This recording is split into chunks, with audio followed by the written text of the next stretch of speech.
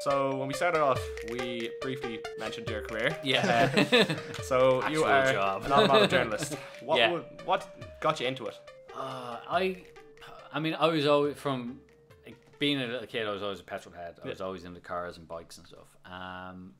How I ended up doing what I do now, I kind of fell into it. I kind of fell into all my jobs really from like I didn't. I mean, it worked for me. Yeah. I've never actually had a job interview, as in sending a CV off and getting called for somewhere. I always got jobs from friends I knew or whatever. And I guess when it came to, I mean, first of all, I didn't study journalism. I was about to say. Yeah, I did. Yeah, I did. I didn't do college. I wasn't great in school. Yeah. I was like the middle of the road kid. Didn't get into trouble, and therefore didn't get noticed by teachers. But I actually was like just middle of the road. And like an okay leaving, didn't know what I wanted to do, so I didn't. So I was like, I'm not going to go to college straight away, and I kind of still on that year off thing. Thankfully, had very supportive parents who didn't push me into doing it, but I just don't believe in doing college for the sake of doing college unless it's something you want to do. So anyway, so I started working, doing various different jobs. Started then working kind of in the motor industry. So I worked with BMW, and then I worked with latterly with Harley Davidson and Ducati, and it was at a time like, and I knew a few of the journalists who were journalists, and I always had an interest. I was like every week I used to like go out and I'd buy like AutoCar magazine and stuff like that, and I was always reading, get the monthly ones, and so I was always into it.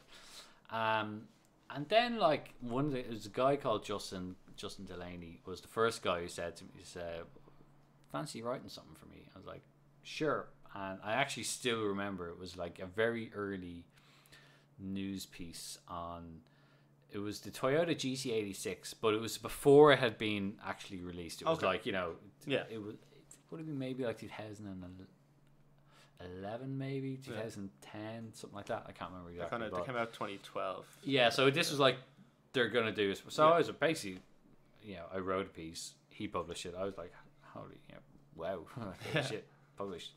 And that was kind of it, and then I did that a few more times, and I then started, I became a blogger, but I wasn't in the sense that what bloggers I think are nowadays. Like I was a blogger in that I was self-publishing to my own website because nobody was gonna. There has been this kind of shift in what is a blogger. So I was a blogger. Now I don't know what you'd call me, but anyway.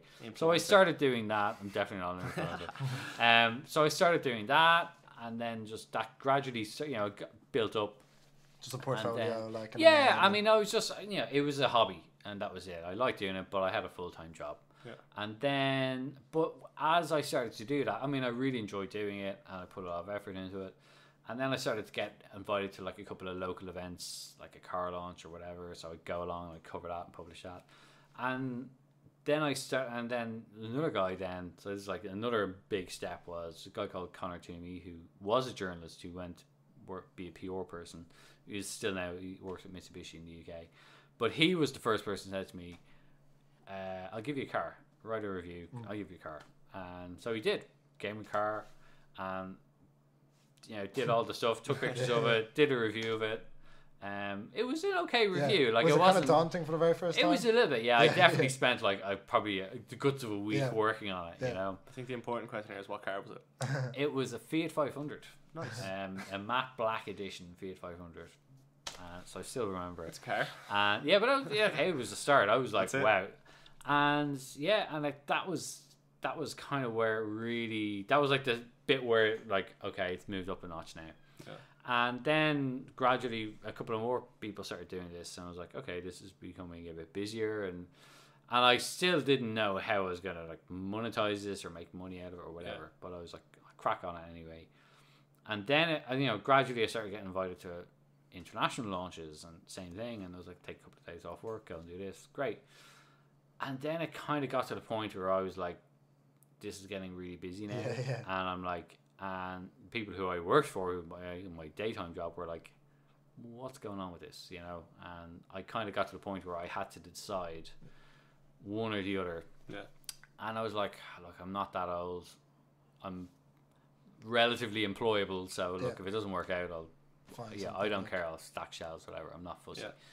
So that was it. I jacked in the job Yeah. and started working for And you myself. haven't had to doing stack it. any shelves. And I haven't stacked any shelves yet. Good no. going.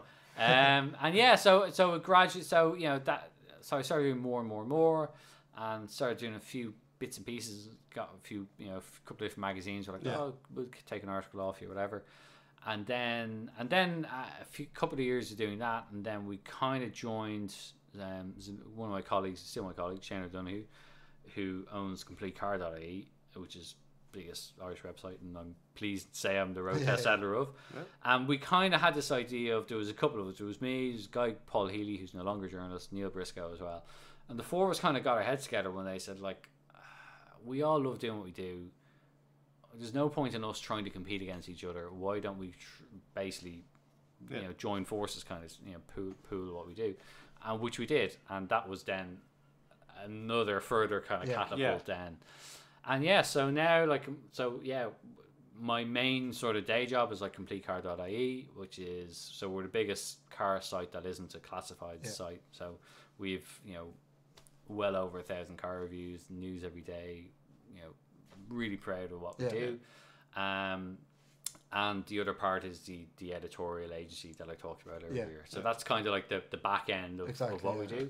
And and it's great. Like, the team are great. Like, and my other half now is part of the team as well. And she does an insane amount of work behind the scenes. Yeah. And she does a few. It's always the same when you're well. self-employed. Like, same with us. Like, you know, yeah. just kind of, you're ticking away, and then even like you'll close the laptop, go to sleep, and you go, oh wait, I should just do that. And you wake up and just find one. And that's the thing. Like, I would be like a self-confessed kind of workaholic anyway. You know, whatever I do, if I'm into it, I'm fully into it. You know, and you just get into that zone where you haven't even checked your phone in 2 or 3 hours. Yeah, exactly. And yeah, that, to be fair, that kind of, there's a bit of policing involved in that as well, because it's very easy to suddenly spend 18 hours a day doing something. You have to kind of get away from the computer or whatever it is you do. But we're all, you know, it's great to be part of a team that everyone has the same drive. You know? And because you don't want slackers either, and this and that, and then and like, I'm insanely proud of what we do and to be part of it, you know. And absolutely, it's those kind of 3 steps have enabled me to have the career that I have. And it's good that, I don't want to say you've become a household name, but in a way, like, I'm definitely not a household name. If you're in the right circles, depends what house you're in. But like, say I'm just on a forum or something, and even especially it happened back when you took me out in the Civic Type R.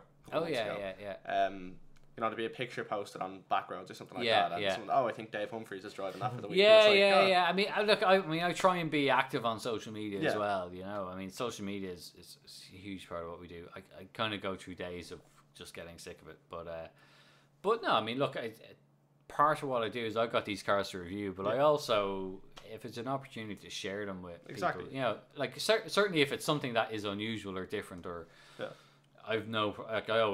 I'll try and accommodate if somebody wants to go out in something, or even some 100%. People just want to see something and have a sit in or whatever. I'm like, like, fine, you know.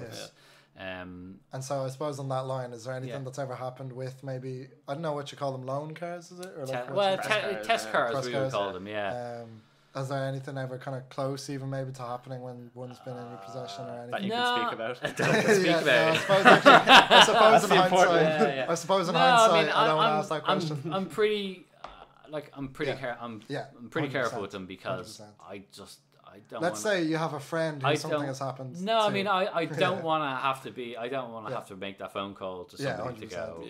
This happened.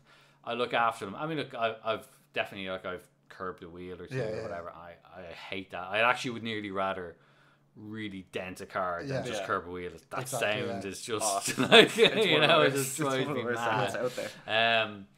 And it's like, it's done, and you instantly can't undo it, you know. No, I mean, I'm. For sure, touch wood, it stays that way. No, I try and be pretty careful. I don't. In my younger years, I would probably drive faster than I do now. My job relies on me having a license, so I am the guy in the Porsche 911 doing 60 kilometers an hour in the 60 zone, because I just don't want to Exactly. I can't risk it, you know. And that's it. Yeah, I'm lucky. I get to go to places like, you know, get to drive on the autobahn, or we do on racetracks and all that, and that's fine. So we do all that. Exactly. But yeah, I mean, look, there are some roads. There's a time and place for everything, and there are some good roads that I know that are very empty that you can maybe slightly go a bit faster on. But there's a time and a place, and you know, I see so many people driving that are just being dicks, you know, and you get there in the exact same amount of time, you know. Exactly, so, especially with performance cars. You know, I mean, kind of has this anti-performance car persona about it. It's just. I mean, I'm not against performance cars, and like I have friends that own performance cars, and they're extremely respectful of the things, you know, and they don't have them because they want to drive insanely fast. They have them because of what it represents, or because they, you know, it's something that they wanted to, dreamt of having, or whatever. Yeah, exactly. And go and do a track day or whatever. Like I used to be worse on bikes. You know, I used to drive sports bikes, and now I've kind of fallen out. Like I like bikes. Were bikes your first love, or was it cars? So I rode motorcycles before I drove cars. And I've kind of fallen out of love with motorcycles. I like them, but I don't. I used to live for them. Yeah.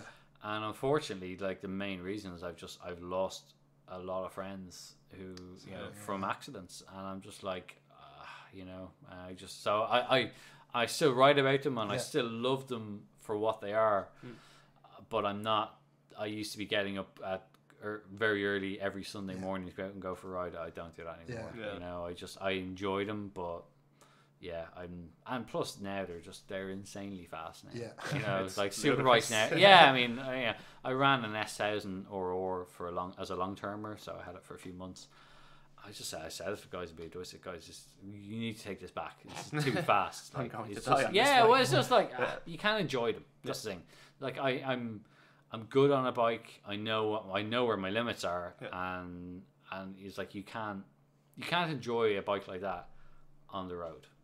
You know, and it's not even like, no disrespect to Mondello Park, but even a racetrack in Ireland isn't big enough. You need like a MotoGP style size track. Exactly. Like I've gone around Mondello as a passenger in a lot of supercars, and you can't even stretch the legs. No, especially you put it in third gear and that's it. You know, exactly. And that's more a fault of the cars than the track, but. Yeah, everything is geared so good towards the Nürburgring. And the Nürburgring is crazy. Like I've been there. It's pretty full on, you know. But there are better tracks. Like Portimao is great. I haven't driven the Bilsterberg, but a few colleagues have done Bilsterberg. It's a new track in Germany, and they said it's like the track. So it's good fun though. I suppose I wanted to ask as well. Like, is there any difference, or did you kind of have to learn anything different when reviewing some of these sports cars, like when you first started going out on tracks with them? Like, is it a difficult shift, or is it kind of like, because I don't drive, I suppose, so I wouldn't even know. I mean, but I mean, you've got to be. There's no point in you reviewing like a McLaren if you're not a talented driver. And when I say talented, I mean experienced, I suppose. You know, like I'm a fast track driver. Absolutely, there are people that can drive faster than me in a track, but I can drive faster than a lot of other people on track. So I know what my limitations are. I know how fast, and so you do push it a little bit. You know, on a track, it's a lot safer to do it on a road. I mean, an example is when I drove the 488 Pista before it came out. So I drove the prototype of it, and we went over to Maranello, the factory, and did all that, and went up to the track they have and Fiorano, and drove around pretty quick. And then I got in with Rafa, who's their chief test driver, and I was like, okay, show me what this thing can do. And there was an extraordinary difference in that time, you know. So you have to have an understanding, and you have to be able to use the cars somewhat well enough that you can. You know, if somebody might be reading that's considering buying one, if you're going to just get in a track and put it around to 50 kilometers an hour, you're not going to understand the car. Exactly. So we have to be good drivers, but we have to be. I mean, we are professional drivers in a way, so we have to know how to drive in all different conditions on all different roads. Yeah. But you have to be able to assess that as well. That's it. And the big thing for us is interpreting the car, and that's the thing. It's like I actually less and less talk about how a car looks, because looks are subjective. Like, I might think a car looks awful, you might think it looks great. Exactly. And who am I to say it's a bad looking car? Because yeah, exactly. So like I'm like with sneakers, I see something and I instantly like it or I dislike it, and that's it. With the cars, it's kind of like you have to, like, I list it out for certain things. I'm constantly comparing this like mental database of where it stacks against its rivals and stuff. And to be fair, I would probably, if we put me and you in a car in the same car, I'd probably find a lot of different things than you might find. Just because of experience, and you just know. So you're looking out for like squeaks and rattles, or a flat spot in the rev range, or whatever. And but also you're having to compare that against six of its competitors. You know, in the case of a Golf or whatever. So so you've got to be able to do it, and in a short space of time. So and I think part of being a good bike rider comes into that, because you kind of have that feeling in your bum of like where grip levels are and stuff like that. So it's but it's fun. Like I love. I never kind of go to a launch and go, oh, it's one of these or one of those. Like, very rarely. Like everything is new. So like, right, okay, how is this better than the last one or different or whatever? So like I love it, and I love it. Like now, there's so much more tech in cars. I totally geek out. I geek out on so much of the stuff. Will we go there where we were talking about earlier? Will we go into tech in cars? Yes, tech in cars. Absolutely. You know, like, who would you consider actually good? Because before recording, we were kind of disparaging the name of a reputable man and a reputable company. When people think tech in cars these days, instantly it goes to Tesla. They are synonymous with technology in cars. And do you feel the reputation that they have for being the pinnacle of automotive technology? No, they're not. Yeah. They're not, for a number of reasons, and I will try not to libel anybody. Tesla, I want Tesla to succeed. Right? Tesla, like the media, the automotive media in the world I work in, at the moment, like Tesla they're just leaving themselves open to a kicking. And but I want them to succeed. I think, I like the whole story. I like the fact that it's not a legacy company that's been around for 100 years. Without doubt, Tesla has sped up the adoption of electric vehicles by a good decade. Hands down. I won't take that away from them. But then they do things really badly. Like the build quality in the cars, I've had a few of them, and it's really not good. Like, bad. Bad, especially when you consider how much they cost. They don't feel like a premium car a lot of them. No. Like, people see the huge big monitor screen in it, and think, wow, that's cool. I look at it, and this comes into how people see. I look at it as just this enormous distraction. And in 5 years' time, that's going to be outdated technology, and it's going to be... Well, no, I mean, I see more and more cars moving that way because you can always update software. True. Physical buttons are physical buttons. But certain things need buttons. Like, the things you always adjust, like climate control, the temperature in your car should be a button. Like, so often I see now, it's in a screen, it's in a menu, and it's like, you're driving on a motorway and you're trying to fiddle with something. Exactly. You've traveled 300 meters before you've realized what you're doing. You need it to be kind of tactile. So certain thing. The volume control on your car, because everyone knows you park better when you turn down the volume, right? So, so there are some things I don't like about Tesla. The autopilot thing and the whole autonomous driving thing is like, it really gets my goat because it's not autonomous. It's cruise control. That's all it is. Fancy cruise control. Cruise control with a fancy name. And it really bugs me when people go, oh, it's a self-driving car. It's not. And as a result of that, you see people... And that's why people are killing themselves in cars, in Teslas, primarily. Because I the biggest mistake Tesla made was calling that system autopilot.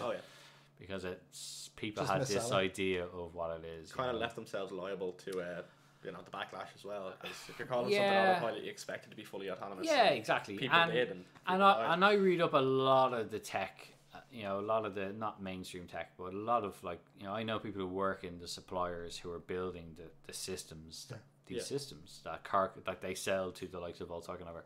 So I like to think I have a bit of a better idea, and I think it's still way further away than people realize. And it's not just the cars, it's everything. It's legislation, it's technology, it's a lot of things. A lot of things. A lot of things have to happen. Only time you'll have self-driving cars at the moment will be on certain stretches of motorways, and that's it. Maybe city centres. Maybe. I mean, don't get me wrong. I actually want it to happen. There's bits of me, like, there are certain things, like, I've got to get into Cork tomorrow and pick up a car and drive back. I would love for that, like, for a motorway drive, just push a button and have it drive me all the way. I would love certain things like that. But there's more found time where you could go on your laptop. Exactly. It's like that extra hour a day or whatever. You know, it's way further away. 100%. Unfortunately, I think than happy to be proven wrong, but I just can't see it happening anytime soon. But so tech in cars, there's a lot of cool tech though. Beyond that, even I mean, you know, it's silly. One of the things now, more and more cars are starting to put like wireless charging. I was about to say little things. And I was so happy when I got an iPhone 8 because it had wireless charging. Like, finally, I can use wireless charging. It's just there's lots of just little things like, you know, the connectivity, like how you connect with your car, like, you know, Apple CarPlay, Android Auto. Now they do a wireless one, so you don't even have to plug it in. And I think with electric cars, it's going to get really interesting how they start to interact with your lifestyle, you know, and because you're even seeing it a lot in tech in general with like smart kind of plugs and, you know, everything's becoming voice activated as well. And even like, you know, like you'll have your car key will just be in your phone, you know, and as you walk up to it, it'll just unlock because it knows, oh, it's you. So there's I think there's a lot of cool stuff. But there's nothing worse than when you get into an old car and it's like it doesn't even have your connection anymore. I mean, I kind of like driving old cars because they're just very different. But then there's that kind of like mid 90s, early 2000s era where this is kind of modern, but there's no USB port or there's no Bluetooth. So there's like this kind of, you know, gray area of transition, you know. 100%. But or even like you get into a newer car and you go, oh, there's like a 4-inch screen. It's like, oh, that's a tiny little thing, you know. One thing that annoys me in terms of screens, sorry to interrupt you there, but the current Mercedes dashboard, the screen on the C-Class. Do you want that like sits that's on just top? Kind of there. It's I don't know. Anytime I get into one of them, it does look. It looks like an add-on. It looks like they were like, oh bollocks, we forgot to put a screen on. We got to put the we got to put a screen on. So there are some things like that that's they kind of date certain things. That's not going to look well in 5 years' time. The other, this is really pedantic, but the other thing I really hate is like when they put this like high gloss black or high gloss screens. And it's just covered in like fingerprints. Oh, it's like because you just see it in the sun.